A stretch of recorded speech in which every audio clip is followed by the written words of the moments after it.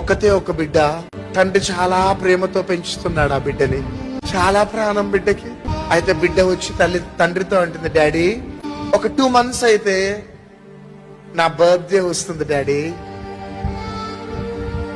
నువ్వు నాకేం గిఫ్ట్ ఇస్తావు డాడీ? ఒక మంచి గిఫ్ట్ ఇస్తామని నేను అనుకుంటున్నా డాడీ అంటే, డాడీ అంటుండు, మంచి గిఫ్ట్ ఇస్తా బిడ్డ, నీకు నువ్వెన్నడూ మర్చిపోలేని మంచి గిఫ్ట్ ఇస్తా, బాధపడకు బిడ్డ అని బిడ్డను ధైర్యపరిచి పంపించున్నాడు. ఒక 15-20 రోజులు కాగానే సడన్ గా పాప సిక్ అయిపోయింది. సిక్ అయిపోయి హాస్పిటల్లో అడ్మిట్ అయిపోయింది. డాక్టర్స్ అంటున్నారు, మీ పాప ఇంకా బ్రతకదు, చనిపోతుంది, ఇక ట్రై చేయండి అమ్మా అని తండ్రి అడుగుతుంటే, లేదు సార్ అస్సలకి బ్రతకదు, మీ పాప గుండె అంతా కూడా పాడైపోయింది, గుండె పాడైపోయింది, గుండె ట్రాన్స్ప్లాంటేషన్ జరుగుతూనే గాని మీ బిడ్డ బ్రతుకుతుంది. హల్లెలూయా.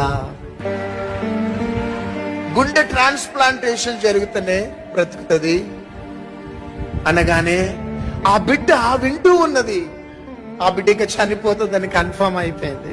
చివరికి డాక్టర్ వెళ్ళిపోగానే డాడీ దగ్గరికి వచ్చి అంటుంది, డాడీ నేను ఇక చనిపోతున్నా డాడీ, నా బర్త్డే రాకముందే నేను చనిపోతున్నా డాడీ, ఇక నేను నిన్ను చూడ డాడీ, ఇక బాయ్ బాయ్ డాడీ అంటుంటే డాడీ అంటున్నాడు, లేదు బిడ్డ, నీవు బ్రతుకుతావు, నీ బర్త్డే జరుపుకుంటావు, నువ్వు బ్రతుకుతావు, నీ బర్త్డే జరుపుకుంటావు, ఆ బర్త్డే రోజు డాడీ నీకు ఇచ్చే గిఫ్ట్ కూడా నువ్వు తీసుకుంటావు. ఎందుకు డాడీ అంత కన్ఫర్మ్ గా చెప్తున్నావు అంటే, అవును బిడ్డ నువ్వు బ్రతుకుతావు బిడ్డ, నా బంగారు బిడ్డ అని ముద్దిచ్చి వెళ్ళిపోయాడు.